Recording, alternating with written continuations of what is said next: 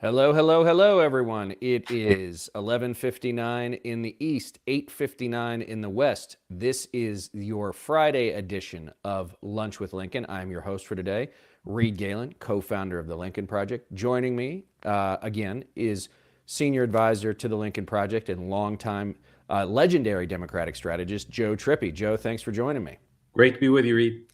So, Joe, I want to talk about a couple of things today. I want to talk about a new initiative that we're starting with dozens of partner groups called the Union, as in preserving, defending, and defending the Union. But before we get to that, I want to get to Republicans in disarray. Now, I know that for someone who used to work on Republican campaigns, we took it as a matter of course that the media would make. We always said, oh, the press, and we won anyway. Now the press seems to love to really just ping Democrats in disarray, whether or not it's true or they find this sort of narrow way to talk about it, or maybe it's just, the Will Rogers, I don't belong to any organized political party. But I want to start with this. A couple of weekends ago, and I might have mentioned this on this program and on others, an old friend of mine in Southern California, older gentleman, said to me, Reed, conservative, I should say, Reed, do you believe this Russia thing will finally rid us of Trump? And to me, I think the answer is no, but Joe, to me, the question was the most interesting part of that. This is a guy who was never going to vote for Hillary Clinton in 2016, so that didn't surprise me. Didn't always thought Trump was a clown, but really got sucked into the Fox News vortex, really in, I'd say, 2019, 2020, and voted for Trump again. But now he's sort of, this is a guy who, again, donor class, business guy, probably likes, the conservative judges, likes the low tax cuts, but I think is sick of the sort of Trump noise and unseriousness. That's one. And then two, I think that with Ukraine, we can see that the Republicans are scrambling all over the place to try and figure out where to be. So you've got the Tucker Carlsons and the Trumps and the Candace Owens of the world, right there. They'll be where they're going to be. But then you have someone like Elise Stefanik from northern New York, upstate New York, where she went all in on Trump to displace Liz Cheney as the third person in Republican leadership in the House. Got, all in on Zelensky and Ukraine, but this morning tweeted out, I'm 100% with Trump. So I guess my question to you is, it seems that the Republican electoral coalition is fracturing or is at least cracking. And I think that presents a real opportunity for pro-democracy candidates this November. I agree. I mean, look, one of the things that you see is that they're having a really hard time trying to figure out where to get on which side of this thing. I mean, in terms of, they're both we're rooting for Putin to do the invasion, and now they're kind of rooting to blunder into World War III. Biden's not doing enough or not fast enough. But I think in the end, there are enough people united, and I think that's the other thing that's going on, Reed, is you're starting to see factions in the Democratic Party that usually carpet each other kind of like coming together in support of our policies and what Biden's doing and what we all need to do from the West in a pro-democracy way against what Putin's doing.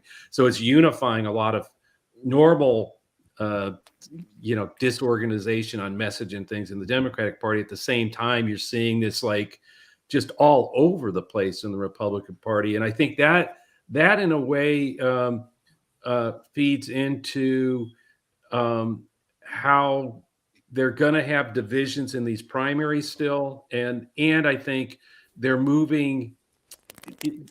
There are Republicans now who have some who were already bothered by where the party was going, but now they see what Putin's doing and the factions that are just towing the Putin line. And I think that's going to sort of widen that, that Bannon line that we talk about, not just 3, 4, 5% of the Republican Party that's movable, but might be up 11, 12% because of what's going on out there. So, a couple of things and this is one reason why, Joe, you and I were out in California last week and we were at a lunch in San Diego. And maybe we're lucky in that most of the rooms we go into, folks know who we are. They support what we do. But this was a group of folks who didn't really know us. We're pretty apolitical. And the thing I took away from it in retrospect was that, these were folks who are like, I'm friends with Republicans. The people you're talking about aren't my friends. That's not what they believe. That's not how they act. And so I think that, from my perspective, you really have, the 15, maybe it's 15 to 25% of the true, MAGA, America Firsters, white nationalists, the people that Trump pulled out of the woods, that had not had a place to go in American politics before a guy like Donald Trump gave them license to be part of the mainstream. And then you've got, what you talked about, which is that, let's say 10, 12% of disaffected Republicans, soft conservative independents who are like, I want nothing to do with this. Maybe right. I'm not a huge fan of the Democrats either, but I'm just sort of hanging out here. And then you've got that middle tranche, which is the majority of it, which I think is trying to figure out where to go. And this is one of those things that I think is, I don't want to be overconfident here because we haven't seen this, but there are some places where Trump's chosen primary candidate is not doing as well as they should. I think Georgia is a good example of that, where Perdue is trailing a Brian Kemp, who, Trump, I think, believes that Brian Kemp and Brad Raffensperger cost him the presidency in a state like Georgia. But I think we're in a situation now where that 15 to 25% that I was talking about that are all in on Trump and Tucker and everybody else probably also represent a majority of Republican primary voters in these places. So you could get a situation where you have to run, and it's not just like, what you've seen, Joe, in a national campaign, which is you run to the base in a primary and then you run back to the middle in a general. There's no running back to the middle for these folks in these Republican primaries where they have to get that sort of Nick Fuentes, right. Putin is a good guy, Zelensky's an American puppet, they need to be denazified. So I think that gives them a really hard calculus in a general election. That I one, agree, but two, it really points to, it's going to work, in Marjorie Taylor Greene's district or where the vast majority are those people. But these battleground districts, these marginal, maybe even a +8 our district, right? I think this is going to be a big problem for him. That's what made me, and we talked about this for quite a while, think that there's, given the people they're going to end up nominating in those kind of districts, and right. and just the extreme edge to the candidates and to the policies that we're seeing, it's going to push a lot of those districts into being a lot more competitive, and districts Democrats and pro-democracy candidates can win. Well, we were talking about this. So guys, we do a call most, 3 mornings a week. And one of the things we were talking about is that today's Republican leaders, and I think, Joe, I think we should talk about that. Today's Republican leaders who lead the Republican Party and are largely determining its course have sort of lost the Reaganism of, being anti-authoritarian, obviously anti-Soviet Union, but that could be anti-Russia today.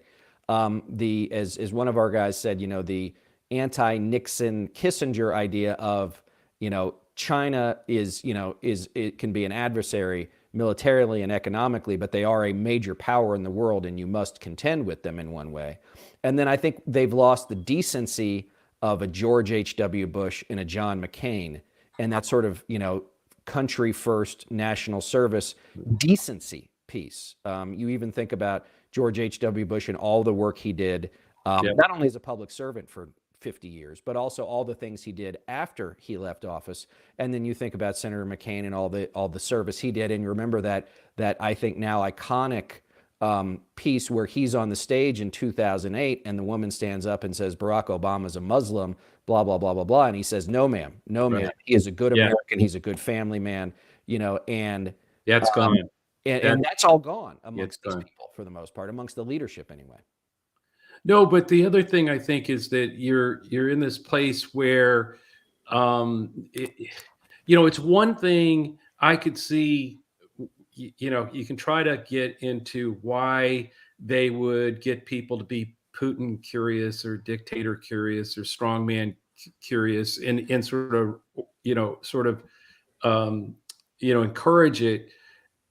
But now they've got these people are seeing what Putin is doing in Ukraine. I mean, seeing the children being killed, seeing civilian, and I think there are a lot of people right now who've got to be having, some cognitive dissonance or some, just some disruptive. Wait a minute. Why did I buy into this? Not a lot, but certainly there's going to be the majority of the Trump base that is going to continue to toe that line, whatever line he puts out there. But I think that there's a growing group out there who are starting to move away, and the leaders of the Republican Party still have to toe the line. So they're going to be out there, and the Marjorie Taylor Greens are still going to be out there, and making the Putin case, or doing Fox talking points, Kremlin talking points. And I think in the end, that's really, in some of these marginal battleground districts, is just going to be a real problem for Republicans and a great opportunity for pro-democracy and Democratic candidates to pick up. And that's why one of the reasons I never saw this. We talked about externalities. We talked about redistricting was going better for the Dems than Republicans. We talked about that they were going to nominate lunatics, and the Democrats seem to be doing a better job of recruiting candidates. And we talked about a big externality happening that would upend election, because it always does. Right. This was 3 or 4 months ago that we started talking about that. I never expected it would be this, or that wasn't in my head at the time. I thought it'd be something like COVID, going away, which now we look like there may be another wave. But I'm just saying this really is going to change things, I think. Well, and Joe, the way I think about it a little bit too is that there's always this, for lack of a better way to put it, the starting gun on the election year. You don't know what it's going to be, but typically it is an externality. Yeah. Right. And I think that, in 2020, I think that, it was the murder of George Floyd that suddenly engaged so many Americans, certainly amongst the African American community, to get out and take to the streets. And then we saw the corresponding violence by police, and then certainly, by Donald Trump and Bill Barr as they gassed peaceful Americans to cross the Pennsylvania Avenue for his Bible photo op. But I think you're right, and I think that here we are in mid-March, and I think that the race is on. I think the other part too is, you talk about like the leadership, for a guy like Kevin McCarthy. Now, Kevin McCarthy's gone all in on pro-Ukraine, right? At the State of the Union, he wore, the lapel pin or whatever. He voted for, the continuing resolution in the House, and and joined with, a lot of most other Republicans, for not only continuing operating the U.S. government, but $13 billion in aid. But he's one of those guys who's got to keep Trump somewhat happy, or the Trump wing somewhat happy, while he's also got to keep the corporate America piece, the K Street piece, happy. And I'm not sure that's a balance beam anyone can walk, but I'm pretty sure he's certainly not one that can walk it. No, he can't. He's not going to be speaker if they take the House. We both, all of us know that it's going to be Jim Jordan or maybe Marjorie Three Names. But I mean, he can't hold it together. Well, this gets back to Trump still is the party is now hostages and hostage takers, and there's a lot more hostage takers and very few hostages. And McCarthy can't straddle which one he is, and there's only a couple of like Liz Cheney. There's down to 2 that aren't part of the hostages or hostage takers out there in the party. And that's part of the problem, because the hostage takers are going to control. If they're the ones, and they are out there being, towing the Putin line, the Kremlin line, siding, with the craziness. It's, we've got a madman rolling into, an invasion in Ukraine, and they're blowing sweet nothings in his ear. That's not going to, I think in the end, that it's just going to be a real mess. And you can see it already breaking out. Intercene, I think Tillis was calling out Cawthorn. Right. From his own Yesterday. state, a guy from his own state. Yes, own state. It's pretty, you're not going to see that on the Democratic side. That's not happening, which is normally where it would happen. So it has turned everything upside down, I think, in a way that I think is going to be very harmful to the Republicans and an opportunity for pro-democracy side. Well, and I think too, Joe, we're seeing this, Republicans fight in the culture. And so I was watching the NCAAs last night, and congratulations, was it to St. Peter's who beat Kentucky? I mean, what a hell of a game. At halftime, I was overtime. At halftime, I was like, oh, maybe something could happen, but we're not a sports talk show. Right. But during one of the breaks, Greg Gumbel, Clark Kellogg, Kenny, and Charles were talking about one of the kids playing in this tournament that's from Ukraine. And you saw the emotion, especially on Clark Kellogg's face, and all of them, right? They were all clearly affected by this kid who was the embodiment of what we're seeing writ large. Now, not everybody, but a lot of people are it's March Madness, right?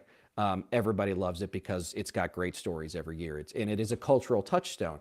So when you have those four guys who are, mainstays of American basketball, but, also in some ways culture, standing with a Ukrainian kid and thereby standing with Ukraine and praying for everything there, there's a lot of folks who might be Republicans watching that stuff going, well, yeah, they're probably right. And God, that's, that kid and his mom's stuck over there and all these other things. But I want to use that as a broader cultural piece, Joe, which is, and we see, we've seen specifically in places like Texas and Florida, but we're also seeing it in other states like Missouri and Iowa, where Greg Abbott and Ron DeSantis are fighting exclusively on cultural issues. Right.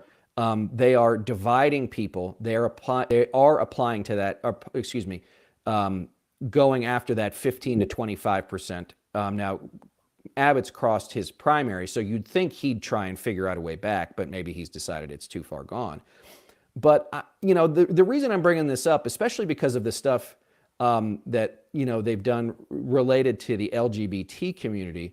There's a survey out this week from the Public Religion Research Institute on LGBT issues.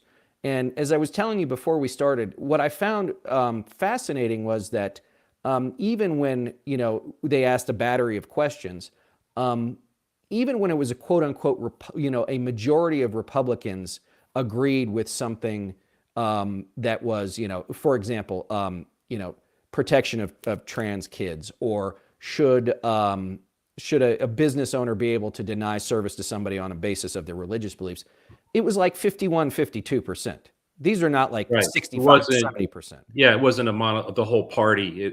There's a group in the party, and it's pretty big that doesn't agree with a lot of this stuff. Right, and then you see that there's 40% of 40% of self-identified Republicans, and I'd be interested to see if this number's grown or shrunk. Had said that no, Joe Biden was legally elected. 2020 was not stolen, and so it seems to me that there's the ugliness on the culture front. There's the big lie that feels like it's eroding, and maybe again because the truth of something like Ukraine is cracking that reality distortion field that they rely on.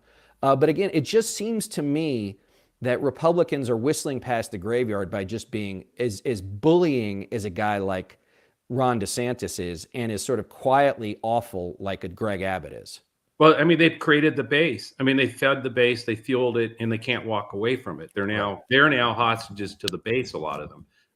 And so I think, look, this is one of those areas, I think, again, that pushes to why I think we can win the Democrats can win the House. It's because they're going to have candidates who are got to take that 51% of the Republican Party hardline position, and there's still 48%. It's not the 5% ban in line. It's not 12% ban in line. There are 40-something% of the Republicans that have a problem with that hard line. And herein, I think, gets to Democrats. If those people, if that 40-ish% that isn't, doesn't agree with where the party is on these cultural issues and how hard they're pressing them, if they look across, and there's an angry, somebody that's easy to caricature, um, as the enemy, those people be confused, and we may be reduced to only getting 4 or 5%, 6% of that Bannon line, maybe enough to win.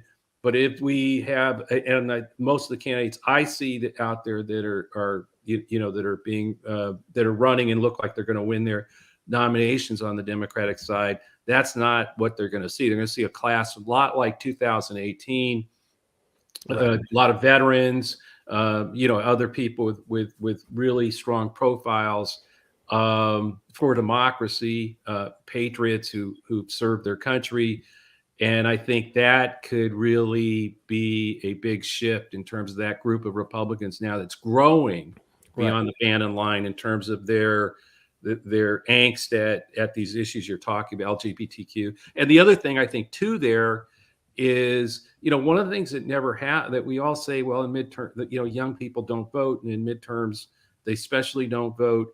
I think this is something. There's only two. You keep looking at polling after poll, and there really is among younger 18 to 30-year-olds a real the energy of what the Republicans are doing, don't say gay bills and other things that they're doing.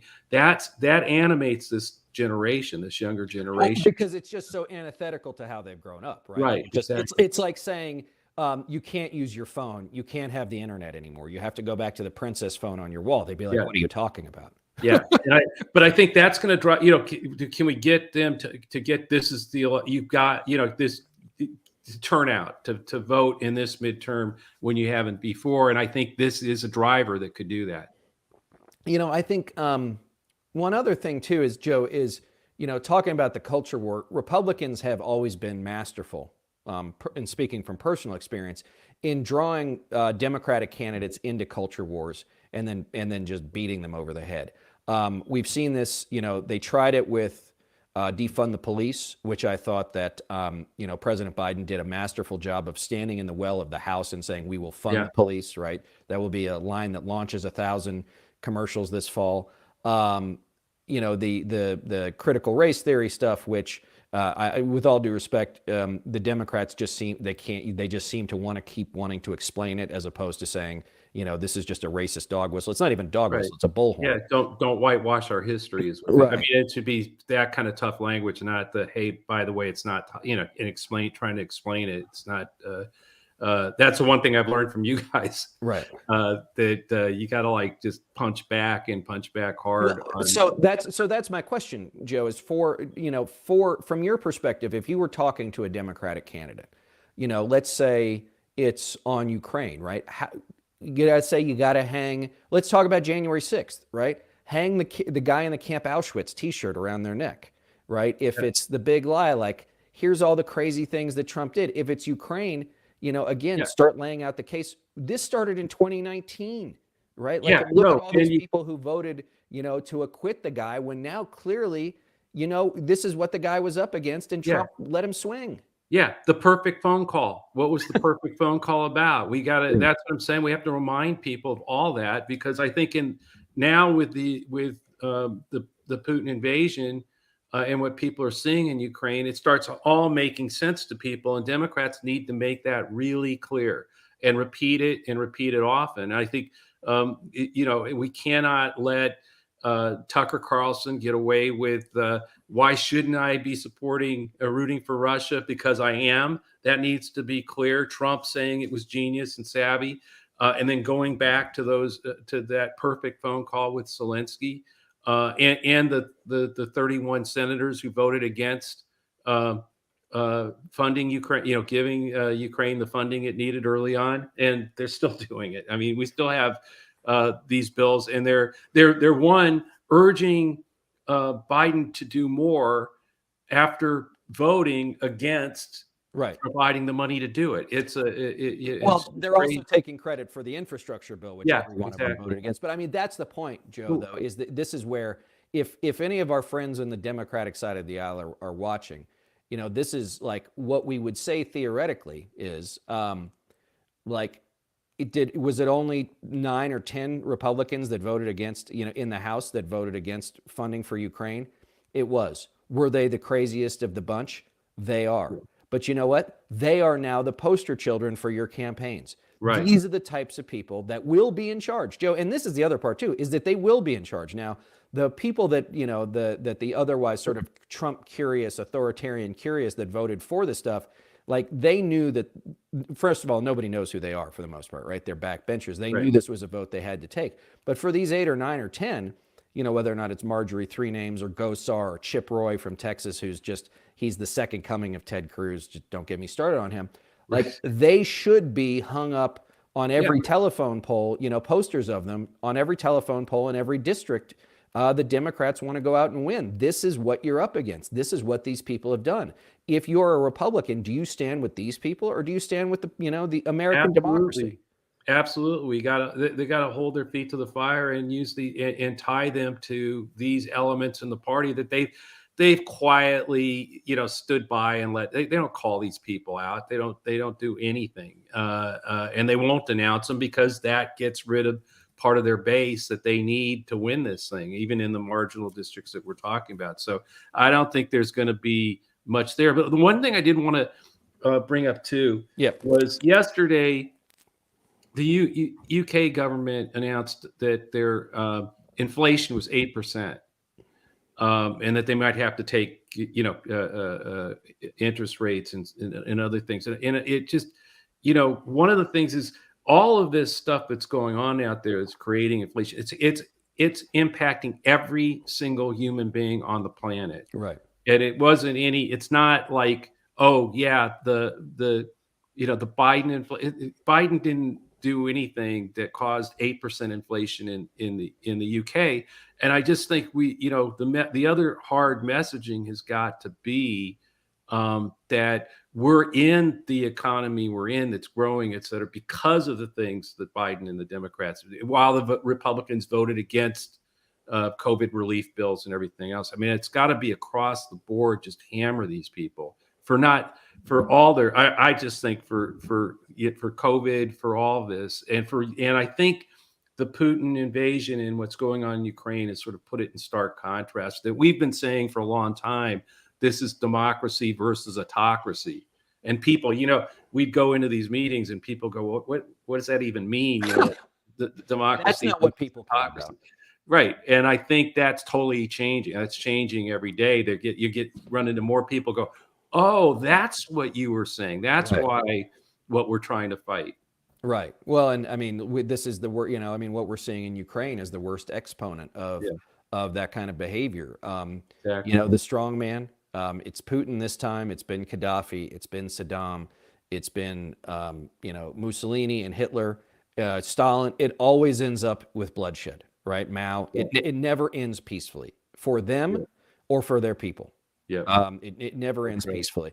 But Joe, the other part too that I want to talk about is that Republicans don't really have anything to run on. They have everything. They're trying to run against everything, which, as you know, I think is fine in a time of, in a different time than we're in. But I think also it's important that we as an organization and we as a group of millions of people understand what we're fighting for. And that's why next week, we're launching the union, jointheunion.us, which we've talked about, I think, on this show. We've talked about it on the podcast and various other places. But tell us, how this pro-democracy organization is going to work and what it is that folks that are watching can do to join. Right. Well, it's about all of us, everybody who's been out there who said, look, I give money, I retweet things. I love your content and I help promote it and push it out there. Also, everywhere we go and in the comments, everywhere you see, but what the hell can I do to fight this? There's got to be something I can do. And so, we all got together and thought if we created a place where everybody who had that feeling could join, could say, yeah, I'm part of this. I want to be part of the pro-democracy, a broad-based pro-democracy coalition across party ideology, because of people who agree on one thing, that the most important thing in 2022 and 2024 is protecting and defending and fighting for our democracy. And so if you go to jointheunion.us, it's not, hey, give us your email. And by the way, there's a donate button. No, Right. there's no donate button.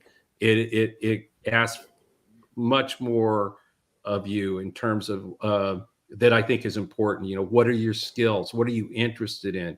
Are you interested in going door to door? Are you an attorney who can help fight legal battles out there, or get court injunctions to keep polls open in your area? Are you a tech person who can help us build the tech tools necessary to grow a bottom-up pro-democracy army of activists?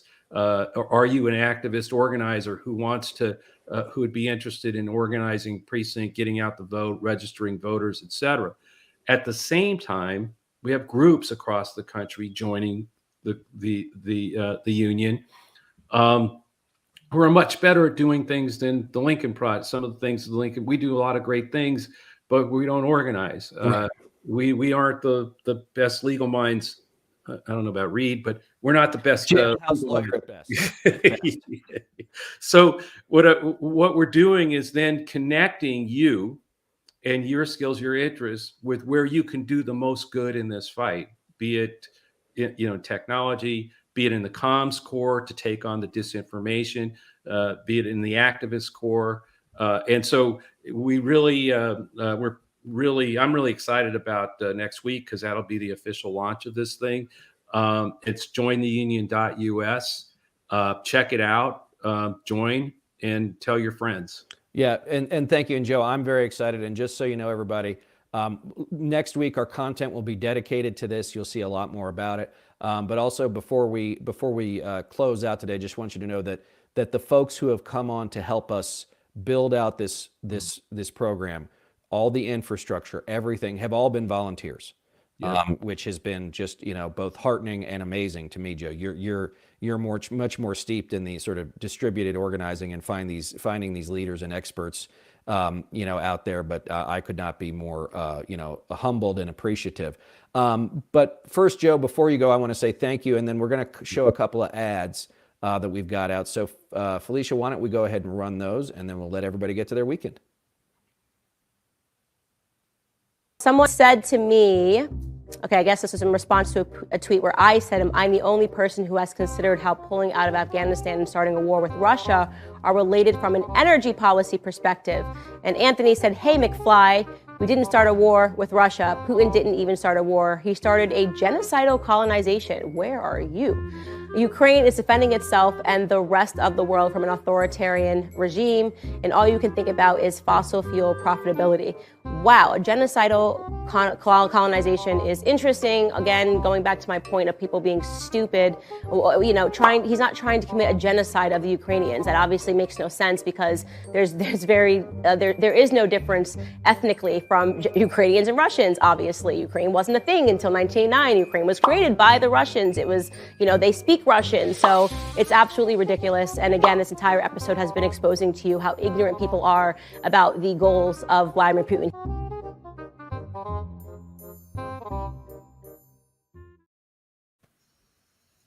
All right, that's number one. And thanks to Candace Owens for helping us make our case for us. Felicia, what's up next? Today, it's not enough to be the leader of the nation. Today, it takes to be the leader of the world. Being the leader of the world means to be the leader of peace. Peace in your country doesn't depend anymore only on you and your people. It depends on those next to you, on those who are strong. Strong doesn't mean weak. Strong is brave and ready to fight for the life of his citizens and citizens of the world. for human rights, for freedom, for the right to live decently and to die when your time comes, and not when it's wanted by someone else, by your neighbor. Today, the Ukrainian people are defending not only Ukraine, we are fighting for the values of Europe and the world, sacrificing our lives in the name of the future. That's why today the American people are helping not just Ukraine, but Europe and the world to keep the planet alive, to keep justice in history. Now I'm almost 45 years old. Today my age stopped when the hearts of more than 100 children stopped beating. I see no sense in life if it cannot stop the death. And this is my main mission as the leader of my people, great Ukrainians. And as the leader of my nation, I am addressing the President Biden. You are the leader of the nation, of your great nation. I wish you to be the leader of the world. Being the leader of the world means to be the leader of peace. Thank you. Slava Ukraini.